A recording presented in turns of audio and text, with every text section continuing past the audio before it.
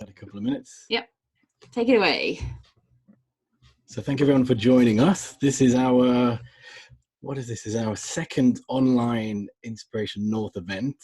So we'll try and be as professional as we can be. We are practicing. Thank you for joining us. So we've got a really great panel tonight. Perhaps the first, a bit of introduction. What is Inspiration North? Initially, it was a harebrained idea. Why don't we start a podcast and share some of the great stories in the region and a bit further afield of all the fabulous people that are here, what they've done, how they found their passion.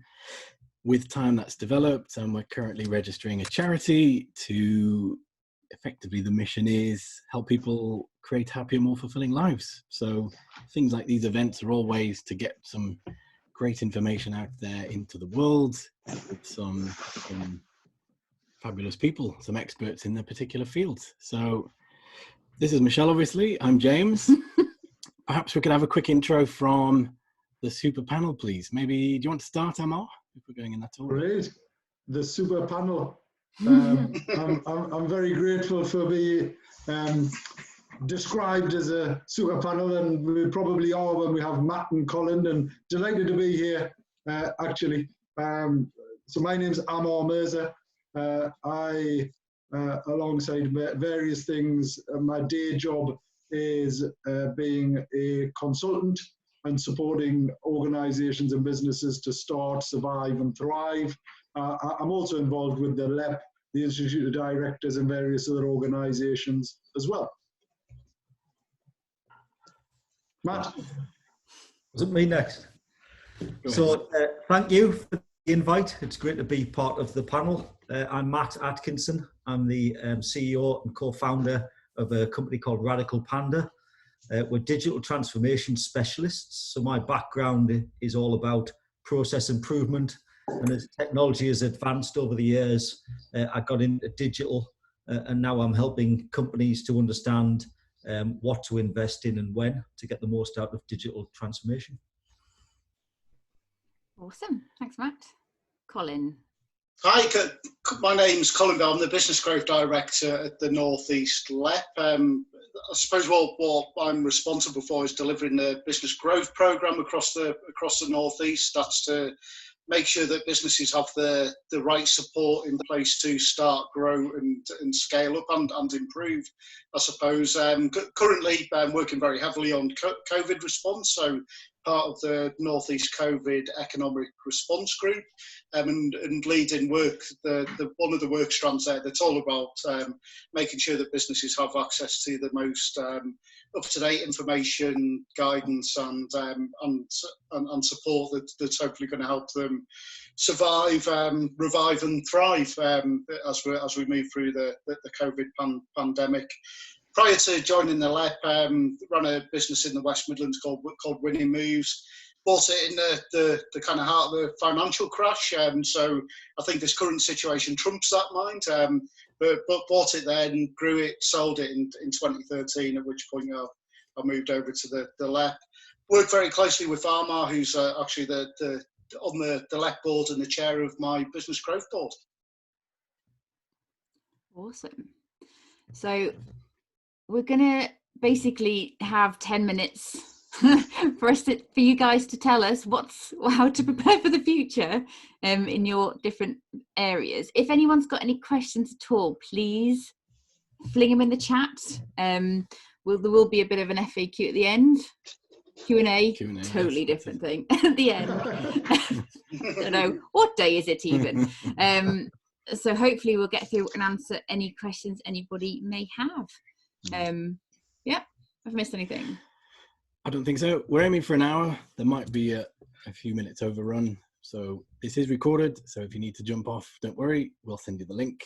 We're going to run in the order of Ammar, Colin, and then Matt, and then the Q&A at the end. So, Mr. Mirza, would you care to take us away, please? Get us started on how do you view the world at the moment?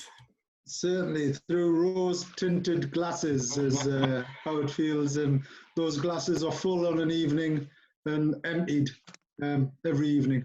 I think it's, the question around how, what does the future look like is probably one of the hardest questions. I'd almost compare it to when someone asks me, what do I do? Because I find that really hard to answer as well. But I suppose I just want to talk about three things. I probably want to talk about the past, talk about the present, and then the future. Because I know that both Colin and Matt, in their areas of expertise, will talk in a bit more detail about digital transformation and provide a bit more of a macro type of response on what's going on. I'll rarely use crude words, but I think the situation dictates some very honest and crude responses. And two things that I want to highlight are, I'm going to try and cut through the crap, because there's a lot of noise out there, and all of a sudden, everyone's got an opinion. An opinion are like bumholes, because everyone's got one, right? So now that I've sort of positioned what we're hoping to do, and I'm equally mindful of the significant expertise that I can see in and around the participants and the partners that are part of this. So I'm actually looking forward to not just some questions, but also some discussions and some insights that we can take away from the individual experts. But look, we've had, so if we're talking about finance and the economy, we've had a number of recessions, right? That's a matter of fact. I just want to very briefly talk about my own life experiences. So I was born on the banks of the River Tyne, and actually was born into a relatively affluent family where unorthodoxly my father had two wives. So I don't know whether he was a lucky man or an unlucky man, because they lived next door to each other. And both my mother and my father were very educated teachers. Dad taught, mum worked, and brought up a significant family, and built a large portfolio. This was very, very early on, and this was, and then in the 70s there was a bit of a recession. So around about the time I was born, there was a bit of a recession, and they dealt with that.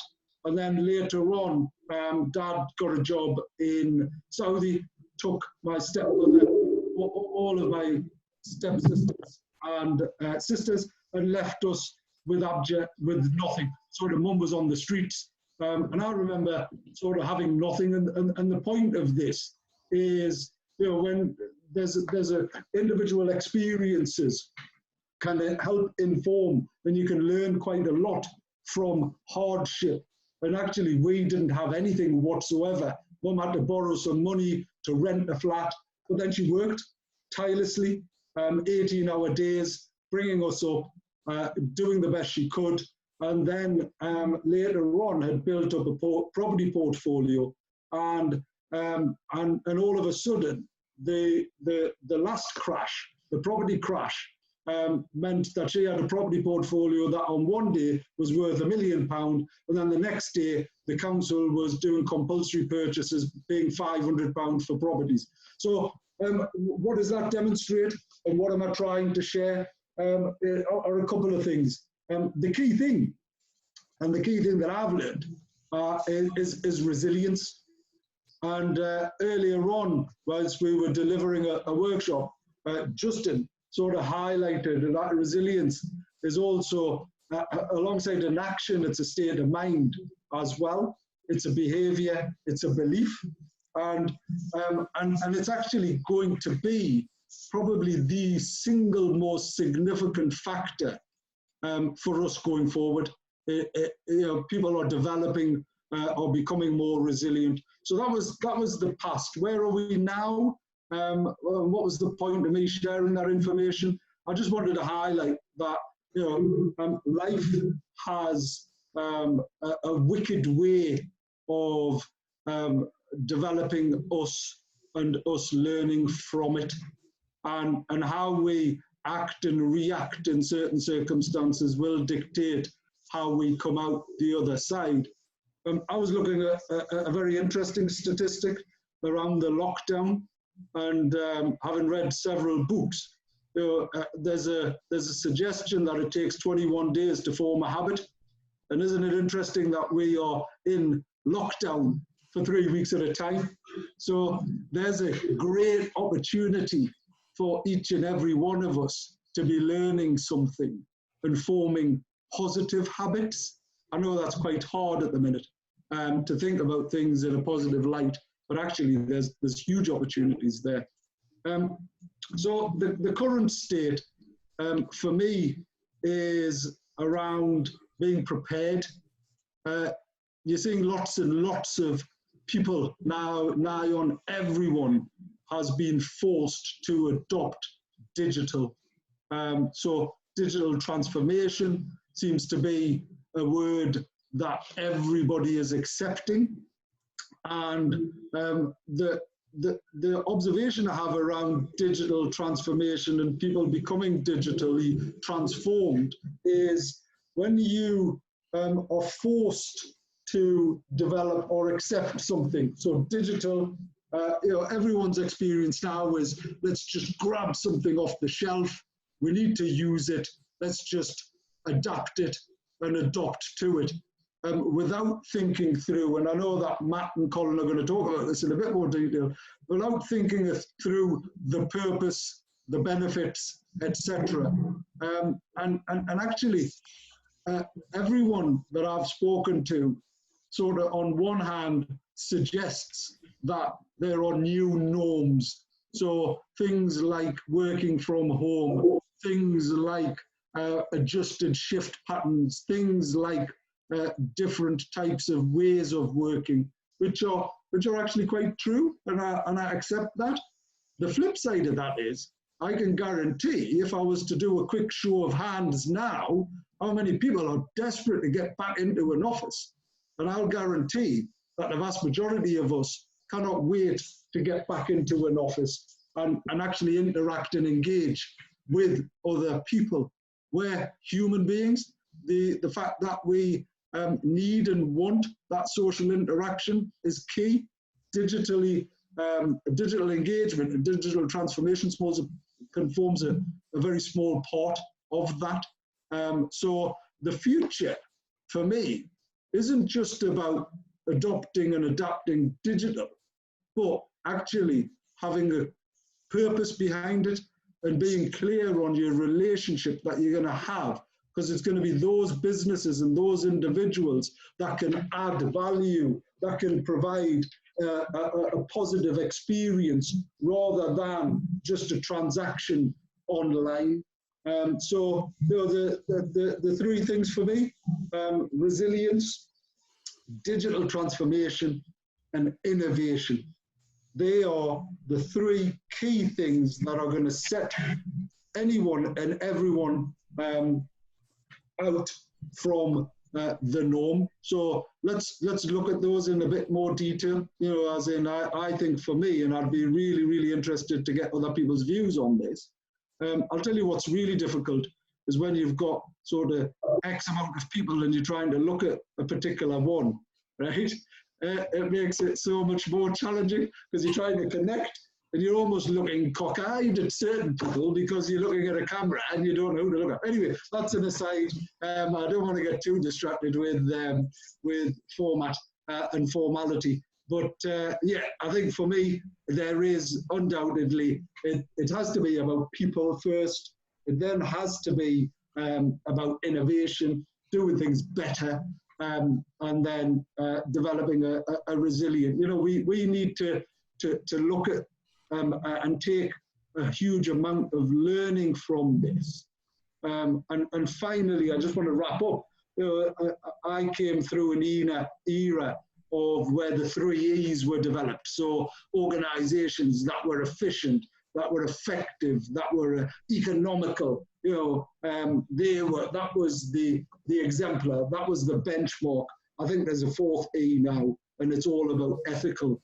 And that ethical approach is around sustainability, it's about engagement, it's about positivity, it's about all of the things I've just sort of tried to highlight. So I think I've had 10 minutes, so I'll stop.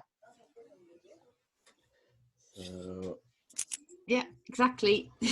10 minutes, so well done. Well done, Ammar. Thank you. So Paul asked a question. I don't know whether I think it's probably one for all of you, really. If you see, so Paul Lancaster, thanks for joining us, Paul. Asked us a question about for micro businesses. Yeah, so summarize it for me. Well, so Paul he's conducting a survey for micro businesses. So obviously there are things we see from the government, various initiatives to help provide some much needed working capital in the short term, but the difficulty in actually getting anything approved and some of the challenges there without personal guarantees. So I don't know, is there anything you see from that side? Is that your particular side, Ammar, in terms of, what do businesses need from a financial perspective? What can they be looking at? Yeah, and Colin can probably talk about this in a little bit more detail, but very, very briefly. Look, there's my observation is this, and I hate these words because they've been so overused, unprecedented, and all of these type of terms. But the fact is, the government and every single associated organisation was never prepared or equipped to have to deal with what we're going through, full stop. Without a doubt, they've gone for a mass approach response to trying to help as many people as they can. Sadly, even personally, there's a number of my businesses that have suffered. I mean, some of my businesses have took a 85-90% hit. That's just incredible, and there isn't support available for those. And of course it's hard. I think the challenge we have is twofold. One is, as I say, government trying to react and trying to try and support on the hoof, very much developing a plan in a reactionary state. And then the second thing is actually trying to pull together and coordinate the support effectively and efficiently. And I know that that's exactly what the LEP's doing. I'm delighted to see Paul taking the charge on micro businesses and flying the flag, and we need that.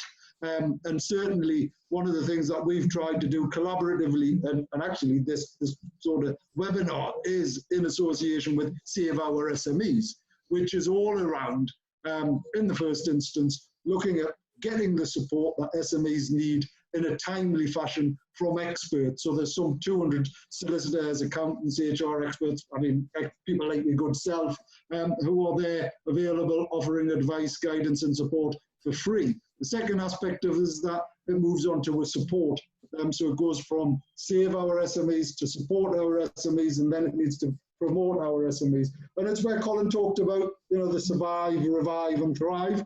One of the other things that I think we could explore is using the general goodwill and the resources of the bigger corporates to support the micros, right? So is there an opportunity where big corporates can make a contribution, pay it forward? I know Colin, so in London this is happening, huge building firms are paying their tradesmen just to keep them going, in an effort to then make sure the supply chain's there. So micro businesses are, they're significant to our economy. I'm so proud of the number that we have in the North East, because these are individuals just taking lots of risk and looking to support our local economy. I've just taken Colin's 5 minutes, so he's only got 4 minutes left, I think.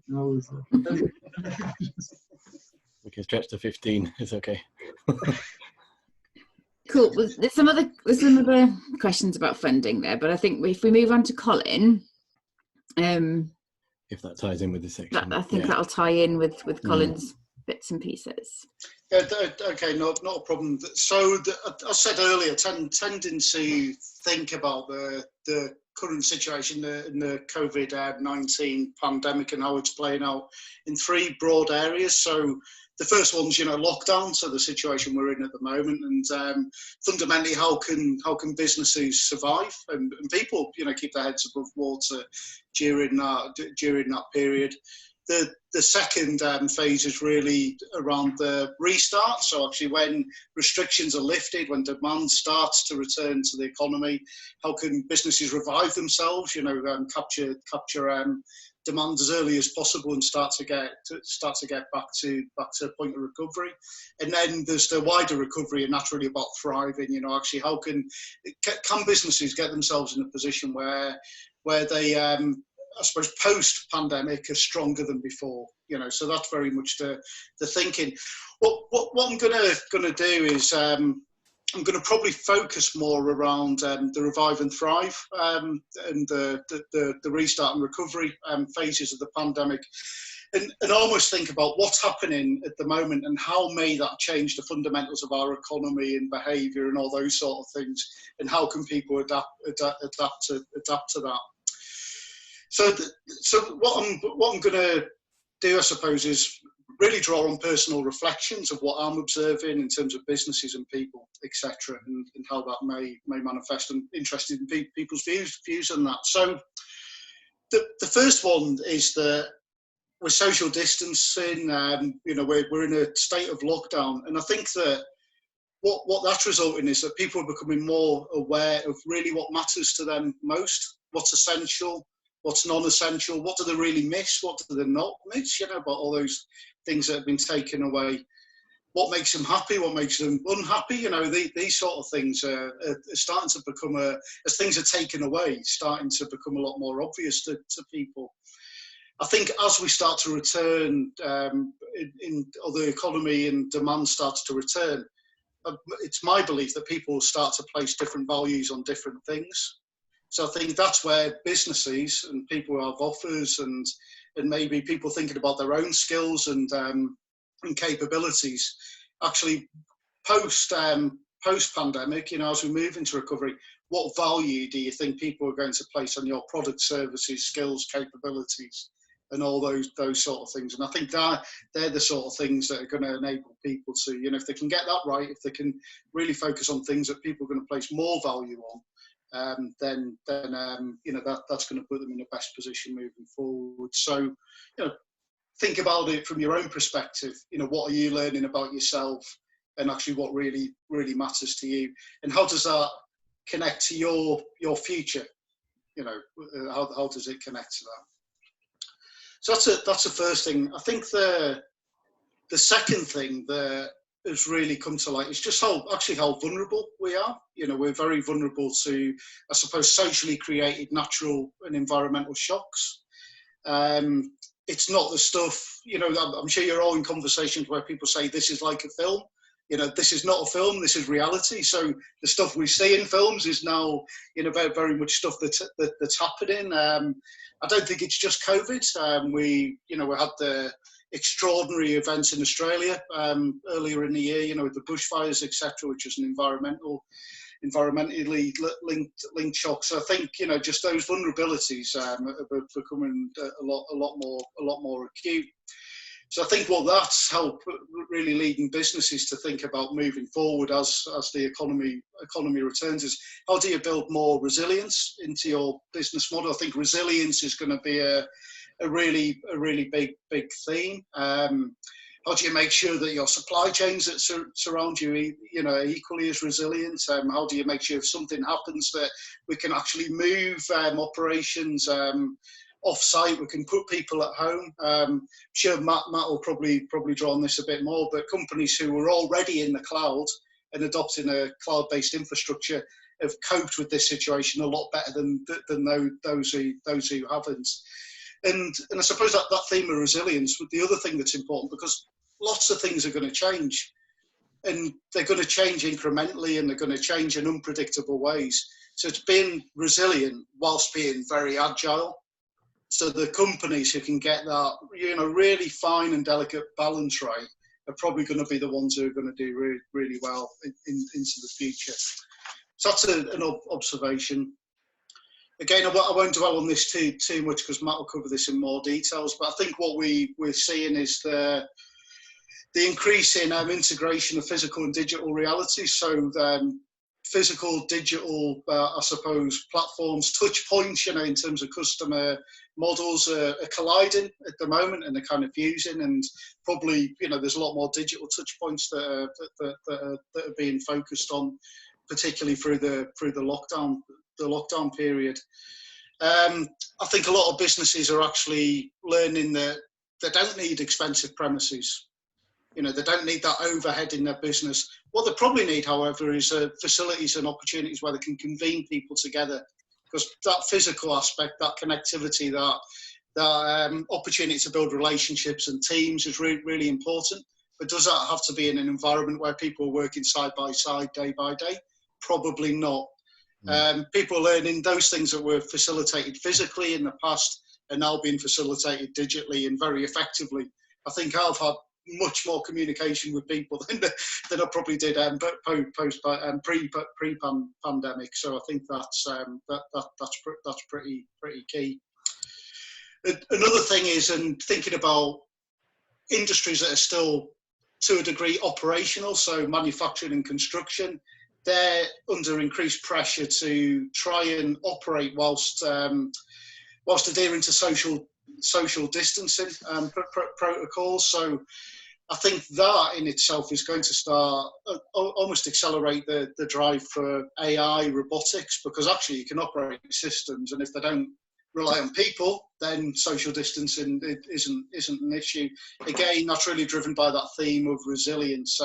You know, it's a more resilient infrastructure. So I think that's something, you know, the drive for industrial digitization, I suppose, or innovations in construction. So if a robot's 3D printing a house, then it's not really an issue. You know, you can still maintain operations a bit more robustly. And I think that the other thing is that one thing that's been quite incredible is just the way people have pivoted their business model. So we see that in, you know, my world of business support, people suddenly delivering services, consultancy online through webinars, where previously it was, you know, very much accepted that it could only be done face to face, you know, which is, you know, I think people are realizing that it doesn't have to be face to face. And I think, you know, what we're doing now is a really good example of that. So I think, you know, my belief is there still is a demand for physical, but the blending of physical and digital touch points in customer journeys, I think, is something that will become a lot more prominent in the way people operate. Not through these, conscious of time, but another thing that I think will fundamentally change, and we're already seeing a lot of discussion around this, and a lot of discussion about drivers around this. It's about globalization, supply chains. You know, it's almost will in the future that globally connected, just in time type of supply chain work. It's my belief that we'll probably see a drive by OEMs to source more content locally.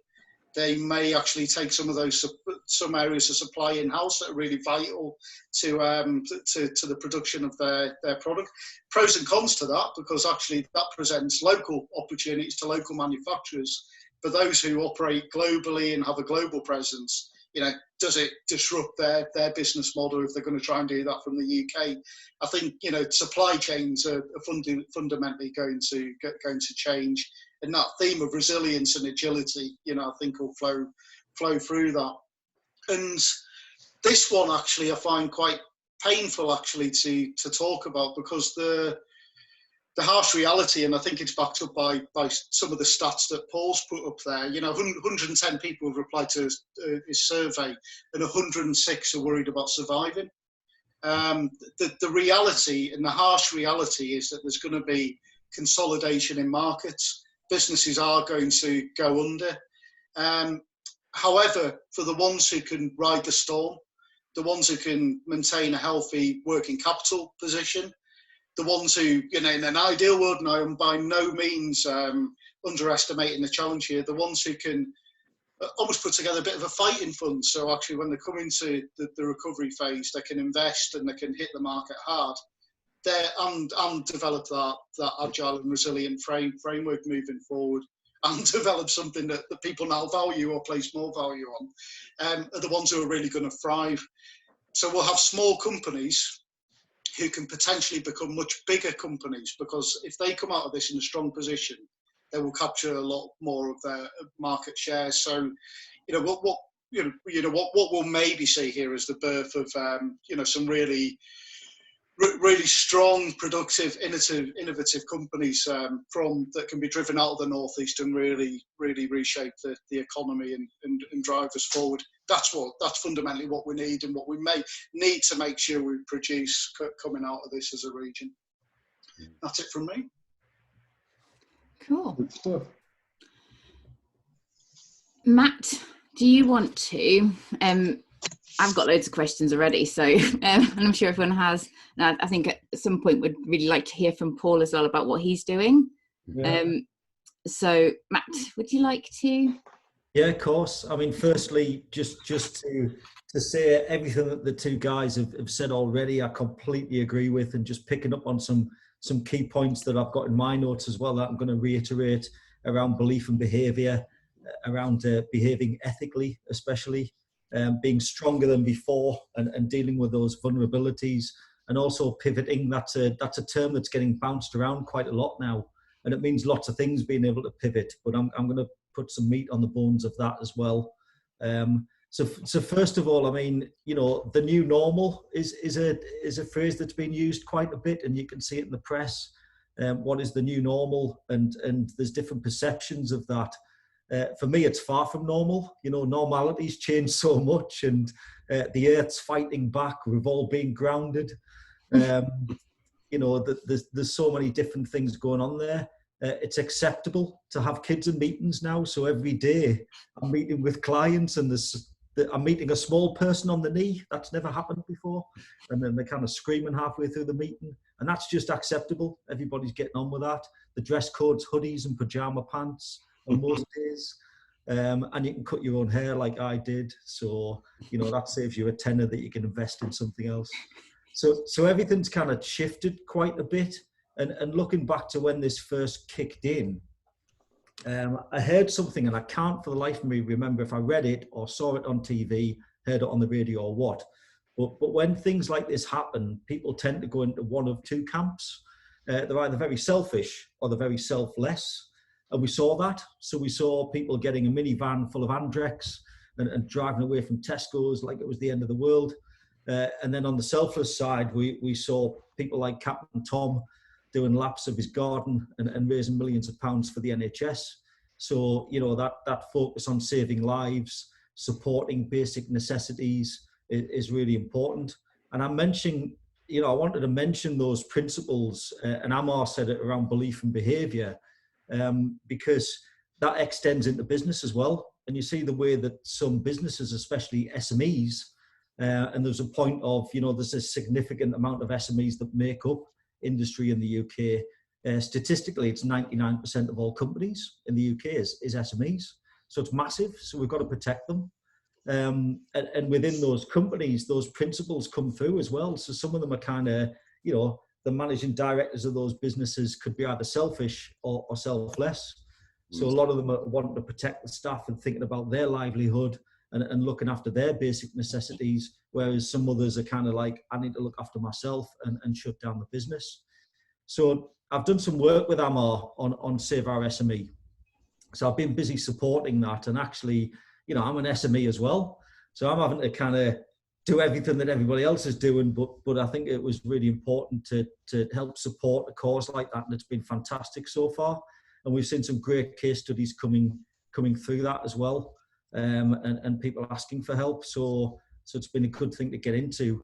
Pivotability, I want to talk about that a bit, because we are very reactive in the way that we behave. When something like this happens, there's a thing called the Kubler-Ross change curve in change management. Some people might be familiar with that.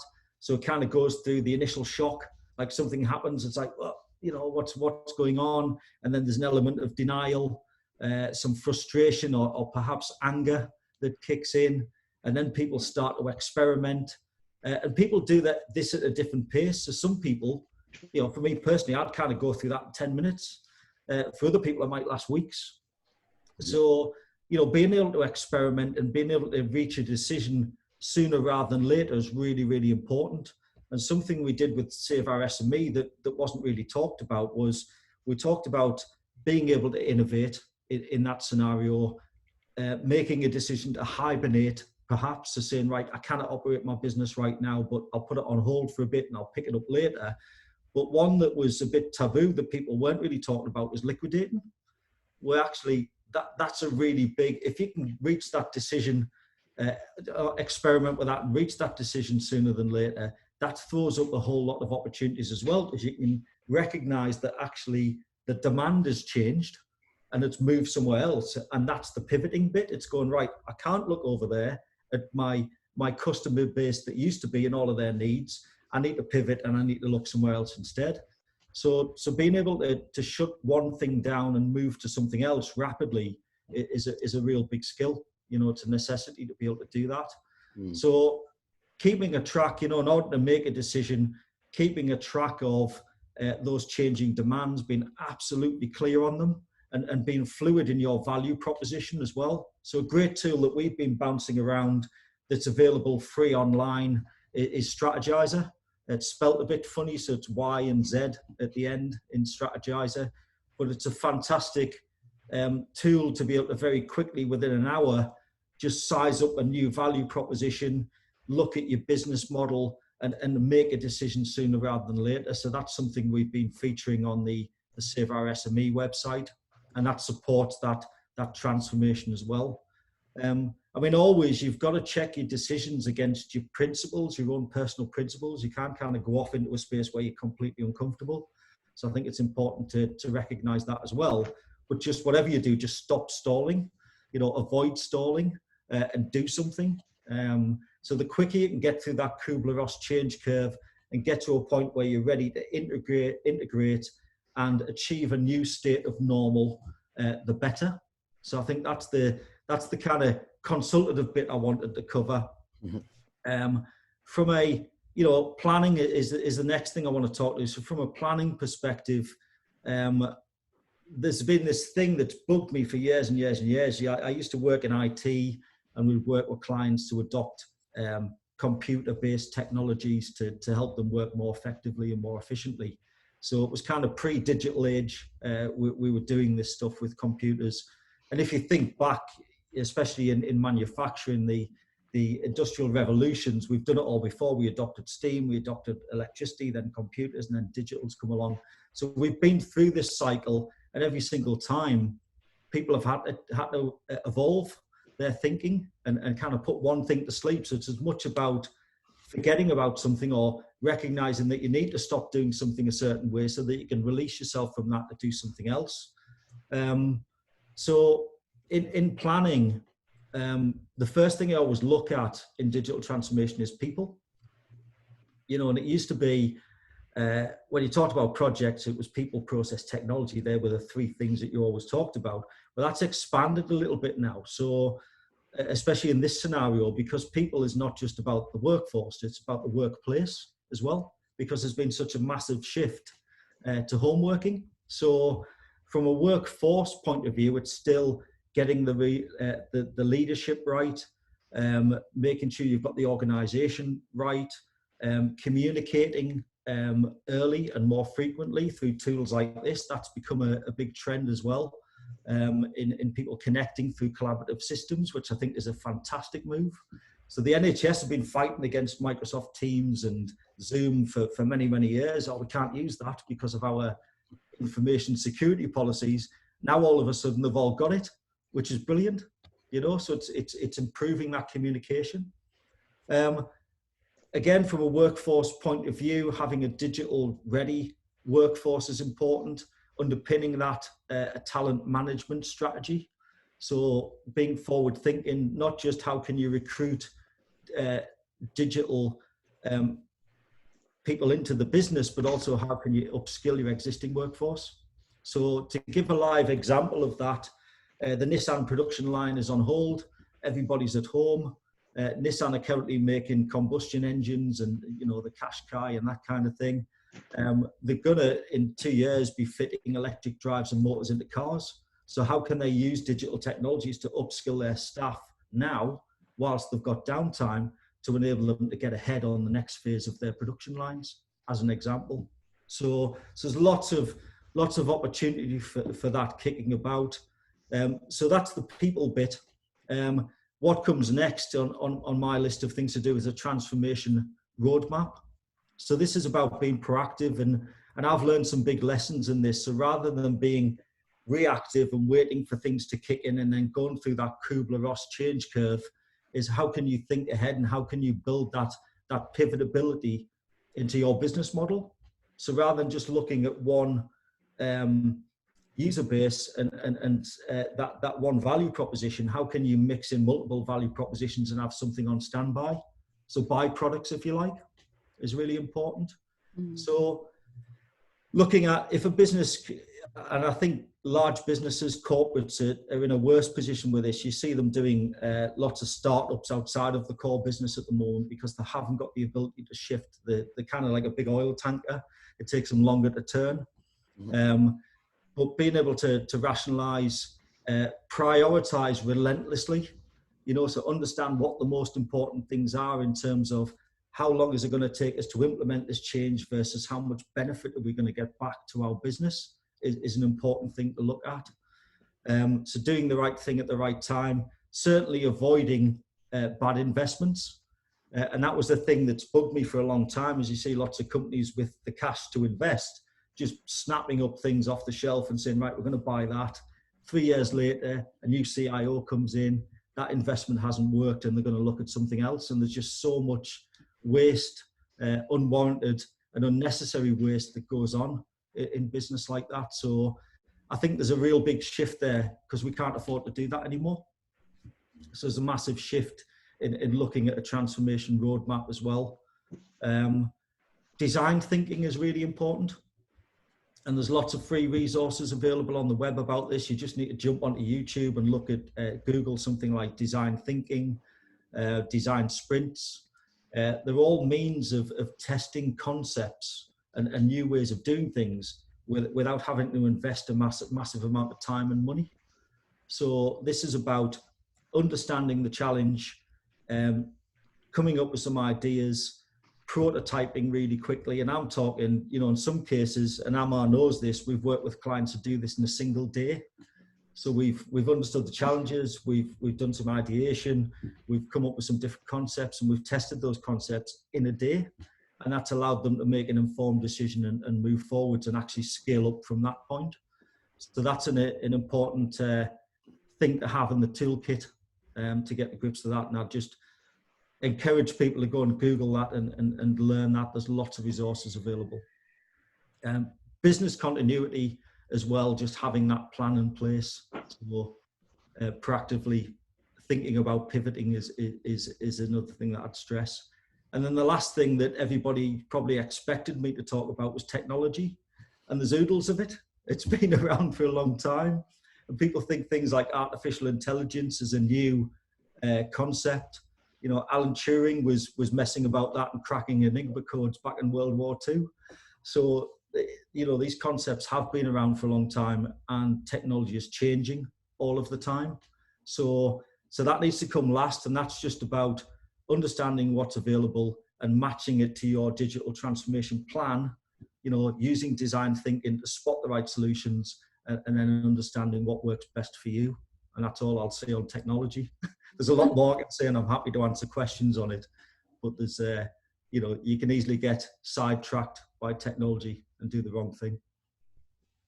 Was that 10 minutes? Have I gone over? A little bit over, it's fine. That's good. All right, sorry. So should we get Paul on to ask his question? Because I think it's quite an important one, because I know a lot of people on this call are micro businesses, so the smaller size at the SME. So Paul, where are you? I'm here. Can you Hello. hear me? Yeah. Yes. Oh, yeah. Well, I wasn't planning to hijack it or anything like that, but I thought I had something to share. So I've, because of the role that I've got running the Newcastle Startup Week Festival, I felt like a responsibility to try and give a voice to the freelancers and the micro business community. So I've been compiling a list of all the available funding that is out there to cope with coronavirus. That's available on our website, on the Newcastle Startup Week blog. And there's some alternative sources of funding on there that people might not be aware of. But even when you go through all of that, a lot of the smaller businesses aren't eligible for the support that's available, particularly if you don't have a physical premise of your own, or you just, well, the C-bills, the loan, it's difficult to access the loan. Plus, if you're losing revenue, you don't necessarily want to get into more debt as well, right?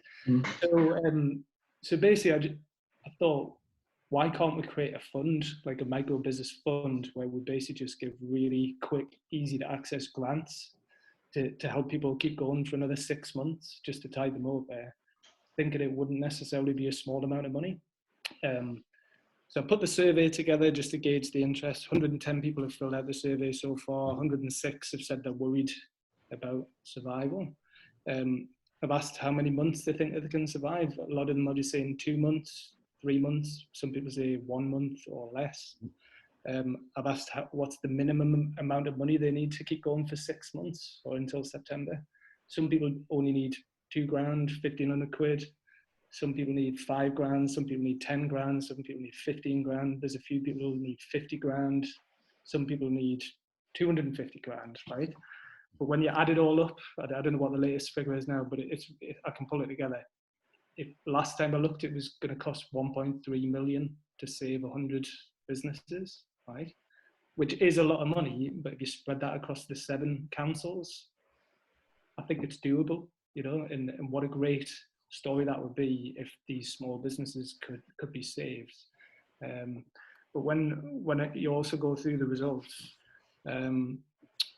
72 of the businesses haven't received any support at all. So a lot of them have applied for funding or have tried to get it, and 72 out of 106 haven't been able to get anything. And a few of them have had to put money onto credit cards or overdrafts, or they're just not going to be able to survive. So I'm not saying the LEP and the council aren't doing everything. They are doing a lot of good things, and I have shared the results with the LEP and the council and the North Tyne Combined Authority, and I have actually shared the results with the British Business Bank as well. So Sean at the British Business Bank, he said he's going to share that direct with the Treasury as well. So fingers crossed something will happen, but at the minute, nothing's happening for these people. So thanks, Paul. Anyone on the panelists have any opinions, or who's got a magic money tree that just wants to? we have lots of opinions. You know, my simple opinion is we should try and help as many people as we can in whatever way we can. There's and without it shifting the focus of micro businesses, because actually they're potentially one and the same. But there's also directors of businesses that aren't just micro businesses, but find themselves in a position simply because they haven't done anything wrong or illegal, but they've just ran their business efficiently in accordance with the law and haven't took out lots of profit, haven't paid themselves through payroll, because actually that would be taking money out of the business. And you know, there's a whole host of individuals. I'm the chair of the Institute of Directors for the North East North area, and the amount of people you know, locally that have found themselves, they're ineligible for the job retention scheme, they're ineligible for the self-employment scheme, they're ineligible for civil, you know, there's all of these, and actually, you know, we should be looking at how can we help these businesses. I think there's also something around how do we make sure that the support that is being provisioned ensures sustainability, right? My concern with the job retention scheme is quite simply what happens when it finishes, right? Because all it's potentially doing is creating a bubble around paying people. If then the job retention scheme finishes dramatically and there's no business for those businesses, are we just simply delaying the inevitable? You know, so there needs to be some consideration around that. I think we need to also think about, for me, it shouldn't just be about a handout. It should be, and I'm a big fan of a hand up as well. So if we could look, and I know certainly we at the LEP are doing this, through creating an ecosystem that supports a future economy. But if we could do that more broadly, right? So if we looked at, right, here's a business, you know, it doesn't matter whether you're a micro business or a big business, but here's a business. How efficient is it? How effective is it, right? And we're talking about future state. Is there a framework of support that could support it to look at future opportunities? Where, you know, Colin mentioned the circular economy. I think there's a fantastic opportunity for us locally to do some reshoring, onshoring. You know, I'd like everything to be localized as much as possible, so every single local person gets the opportunities for the local jobs and supports the local businesses, and the whole community is supported. You know, I think rather than this being a reset type button, let's you know, there's a bit around equality now. There's a huge opportunity, and actually everyone's a Me Too because everyone's part of it. So this is affecting everyone in some shape, fashion, or form. So I just, you know, apologies for the elongated, passionate response. I just love our North East. I think we can do a bit more than, and we should do a bit more than simply giving someone some money. I think we should be giving them all of the support. You know, the Save Our SMEs, the stuff that the Startup Week has to offer, Inspiration North. Imagine if we literally stitched together all of the good things and the good organizations and the stakeholders to create the best place in the world. We wouldn't necessarily need any external support. Yeah. Can I just come in and just reinforce that? Paul, all the points you've raised, you know, totally agree with, recognise. Just to let you know what happens from a left point of view, every week we submit an intelligence report to government. So probably over the past, since the I suppose the support instruments were introduced by government, we've been feeding in, the cracks, and who's falling through the cracks. So directors, startups who haven't filed a tax return in 18, 19, companies who are based in business centres, and it's actually the centre themselves who pay the rates, etc. So there's lots of people who I think ideally government would have intended to get the money, but for one reason or not aren't getting it. So we are looking at local options at the moment around that. So Ammar mentioned a bit earlier a pay it forward scheme. So we're looking to introduce a pay it forward scheme that will be based on a crowdfunding platform, and hopefully that's imminent. Can't go into too much detail because I think it's still going through the final sign off process. Hopefully this evening. But essentially, if a company can raise so much money through people paying it forward, buying products and services forward, then that'll trigger a grant from the LEP.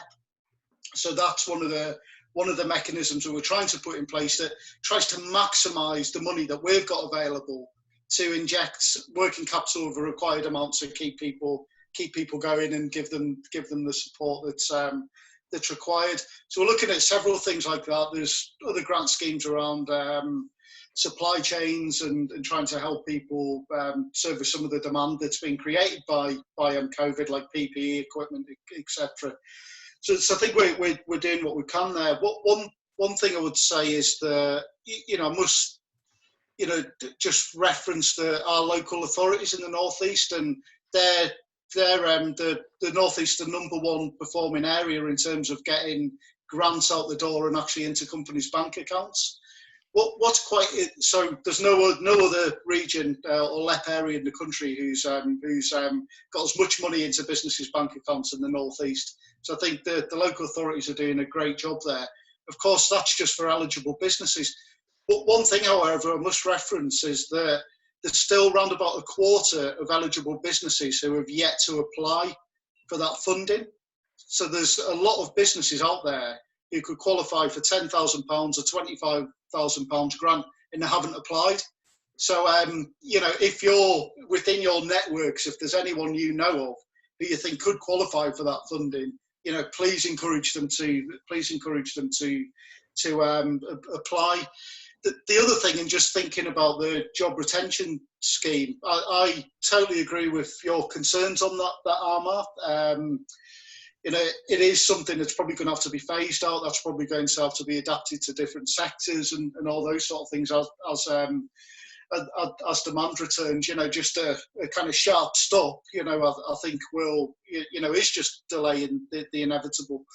The other thing is that's just a wage bill. There's lots of other costs that companies have and are struggling to pay. So that issue of cash working capital, it's not just an issue for micro businesses, it's an issue for larger businesses as well. And I think that's where the C bill, so the business interruption loan schemes, really got to step up to the plate. Today, you know, as we talk today, there's been 0.6% of the £330 billion that was allocated to that programme actually committed. So I think for, you know, one of the things that could really make a difference, could move the dial for a lot of these businesses is access to that scheme. So that's one of the things that we you know, continue to highlight and lobby government for some further changes to that. Again, sorry to dwell, but one thing I would say is I think we have got a government who are responding. You know, a lot of the things that we've raised to them, they have changed. So very early on, the banks were asking for personal guarantees. We got them lifted, etc. So, you know, it's important that anything's fed through. We lobby government, and I think they are listening. Can I just add an observation as well, please? Just from experience, and this is real experience over the last few weeks with SMEs, especially micro businesses that have been in touch through Save Our SME, through that website. There's a testimonial actually on the front page of the website from a young lady, Maria, and you can see it there. If you go to the website, you'll be able to see that testimonial. This is a great example. This was somebody that was completely lost in a micro business, didn't know which way to turn, and just giving it was about 40 minutes of my time sitting and just exploring options with it. And all I did was just go through this model of pivotability and looking at different options, you know, a little bit of design thinking. So I just applied the principles that I've just mentioned on this call. At the end of the call, she felt completely different. And one of the biggest realizations was that actually she was too focused on a core business as it was. You know, the demand had changed and she couldn't do anything with it.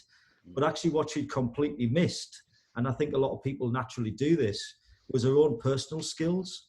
So she'd done other jobs and had other skills. She's a qualified project manager. She's a change expert. So she's got these other skills herself that could be applied. There's a massive demand for at the moment. And she didn't even realize because she was trying to save a training business. So, you know, it helps to talk, I guess, is the learning from that. Yeah. Very true. Great. So, has anybody got any burning questions? I know there's been lots of stuff in the chat. So when we record these, we can save the chat. So we can assimilate and send that all out. So there's loads of different pieces of advice from other people. So that's been really helpful. And it's like links and stuff to other resources. But anyone else got like a massively burning question while we've got them on? I know we've slightly gone over. It's almost grab them while you can. Speak now or forever hold your peace. Now we're around, be rest assured.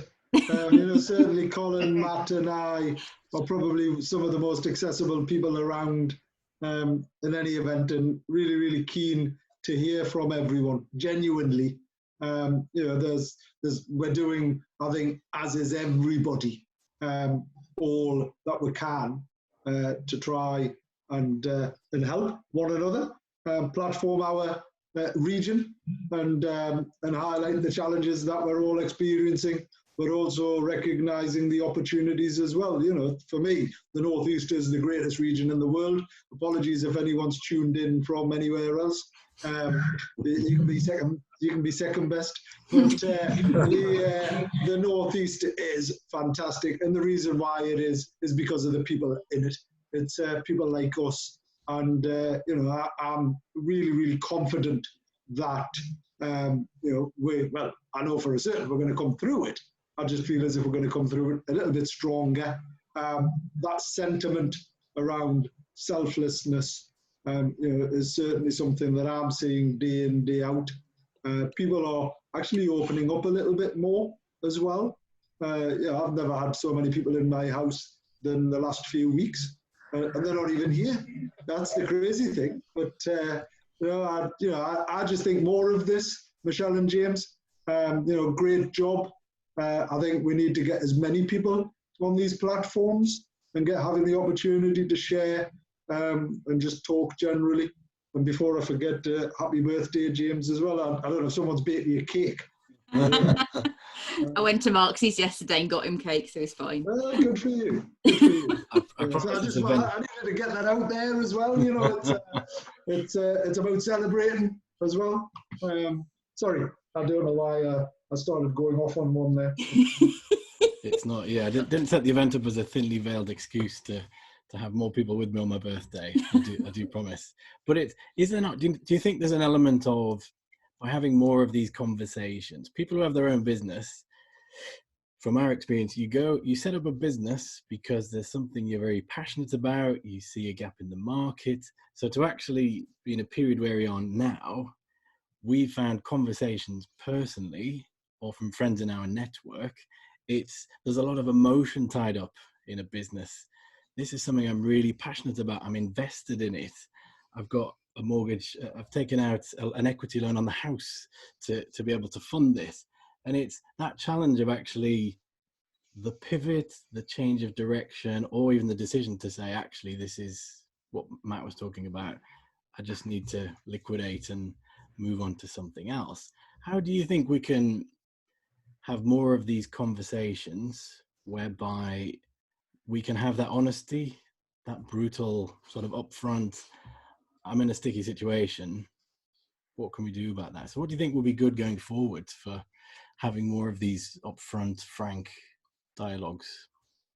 I personally think it's two things. It's more of, I guess, we've got limited capacity at the moment. We're trying to scale up on that, but obviously still run our businesses ourselves, which is a challenge.